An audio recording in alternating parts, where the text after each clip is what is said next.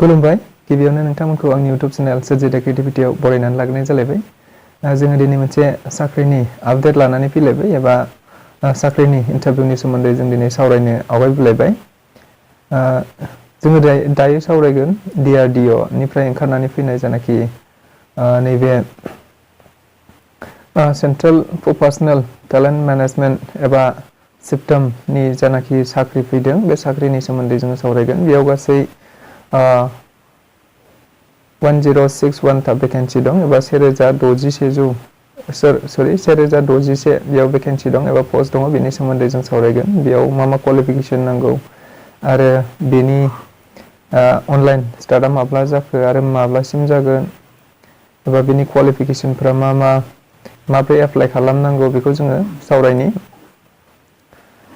जों गिबियावनो नायनो हायो, जों नैबेयाव नुखाबाय अलरेडि। बेयाव बुंखादों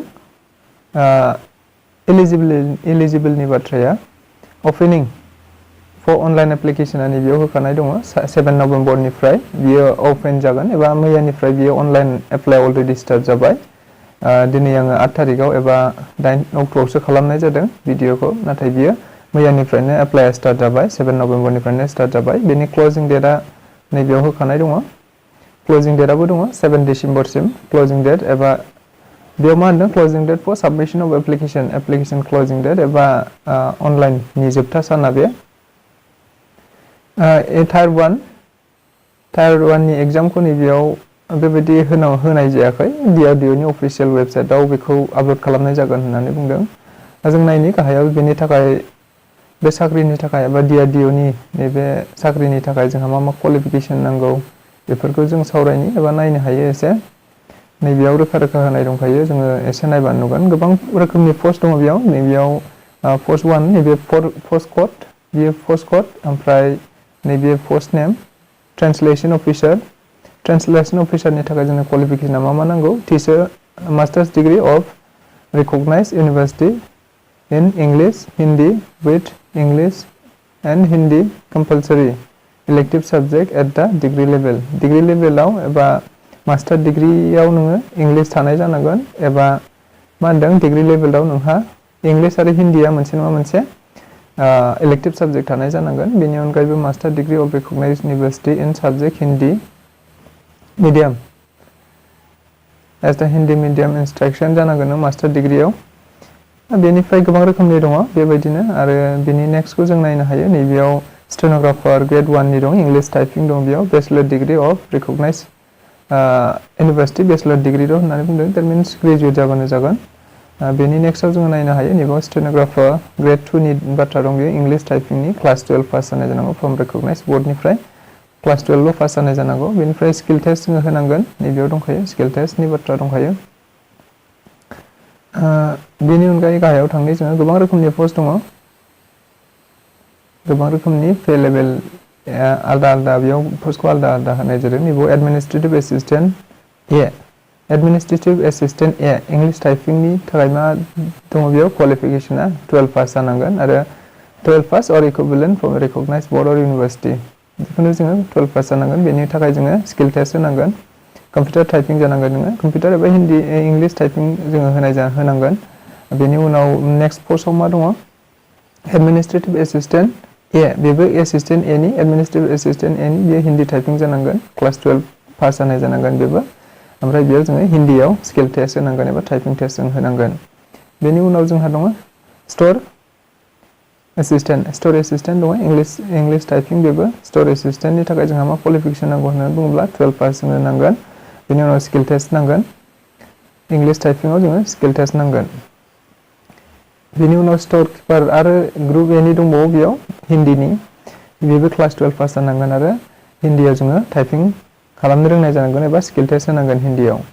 बेनि अनगायैबो जोंहा मा दंबावो गोबां रोखोमनि पस्ट दङ। बेबायदि जों पस्टखौ नायलांजोबनि मा रोखोमनि पस्ट दङ। नैबेयाव सिकिउरिटि एसिस्टेन्ट ए दङ। बेयाव class 12 or equivalent from a recognised board or university or equivalent certificate awarded by armed forces in the case of एक्स सार्भिसमेनफोरनि थाखाय जिखुनु जाया मोनसे सार्टिफिकेट मोननाय जानांगोन आर्म फोर्सनिफ्राय एक्स सार्भिसमेनफोरनि थाखाय। ओमफ्राय नैबे क्लास 12 पास जानाय जाबानो जागोन। सिम्पल क्लास 12 पास जाबानो जानांगोन बेबो। नाथाय बेयाव मा दं होनदों physical fitness and capability to be physical fitness होनांगोन नैबे सिकिउरिटी एसिस्टेंटनि थाखाय बिथांमोना फिजिकल टेस्ट होनांगोन बेयो खारनाय बारनाय हयथ' माबा माबि थागोन बैसोनि बाथ्राखौथ' जों बयबो होनो मोनखायो नैबेयाव क्लास 18 इयार्सनिफ्राय 27 इयार्ससिम आरो जोङो एसटि फोरनि थाखाय 5 इयार्स प्लास जागोन जोङो गासै 32 इयार्ससिम जोङो निश्चय होनो मोनगोन बेखौ आरो बेनि अनगायैबो भेहिकल अपारेटर दङ ए बेयाव 10 स्टेन्डार्ड पास जाबानो जागोन बेनिफ्राय जोंहा भेलिड ड्राइभिं लाइसेन्सफोर थानांगोन बेबायदिनो माखासे एक्सपिरियेन्सफोर थानांगोन जों बेखौ नायबानो जाबाय नेक्स्टआव मा दङ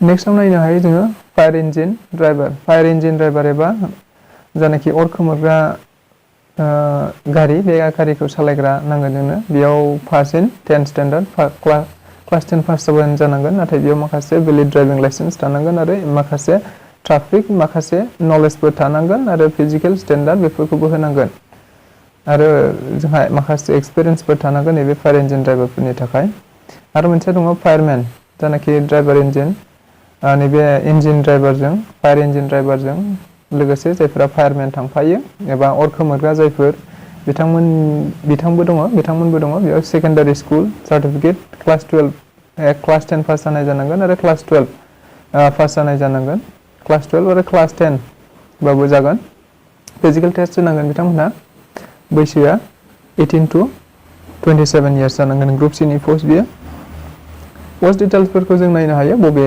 केटेगरियाव बेसेबां पस्ट दङ जों बेखौ नायनो हायो नाथाय जोङो बेखौ एसेबां नायबाय थानांगौ गैलिया जोङो माखौ नायनो हायो एज लिमिटआथ' दहायनो बुंखाबाय 27 इयार्स आरो अबेबा नैबे एडमिनिस्ट्रेटिभ लाइननिया 30 इयार्ससिम जायो आरो 38 सिमबा जोङो एसटि फोरनि थाखाय प्लास 5 इयार्स रिलेक्सेसन मोनोब्ला जों गासै 35 इयार्ससिम जायो आरो नैबे जायफोरा फिजिकेल फिटनेस दङ बे फिजिकेल फिटनेस गोनांफोरनि थाखाय निस्सय 32 इयार्ससिमबा जोङो एसटि फोरनि थाखाय 32 इयार्ससिम जोङो एप्लाइ खालामनो हागोन बेनिफ्राय जोङो स्किम अफ एग्जामिनेसनखौ जों नायनो हायो मा रोखोम स्किम थागोन एबा एग्जामा मा रोखोमनि एग्जाम थागोन बेयाव गासै बेयाव टायार 1 आरो टायार 2 होननाय दङ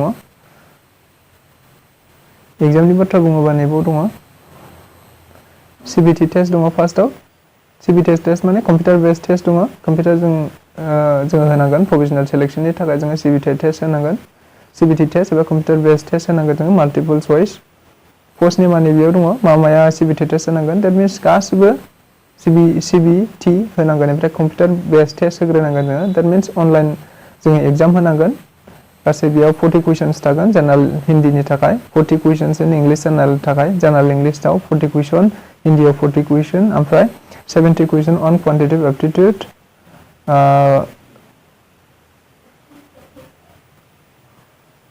रिजनिं ability general awareness and general English बेनि थाखाय 75 थागोन 75 मार्क्स थागोन गासै मेक्सिमाम मार्क्सनि बाथ्रा बुङोब्ला नैबेयाव 80 75 आरो टाइमनि बाथ्रा बुङोब्ला 60 मिनिट्स आरो बेयावबो 60 मिनिट्सनि थाखाय जों होनांगोन ओमफ्राय मोनसेया दङ नैबाव टायार 2 आव जोङो मा होनांगोन जायफोरा सिबिटि टेस्ट एबा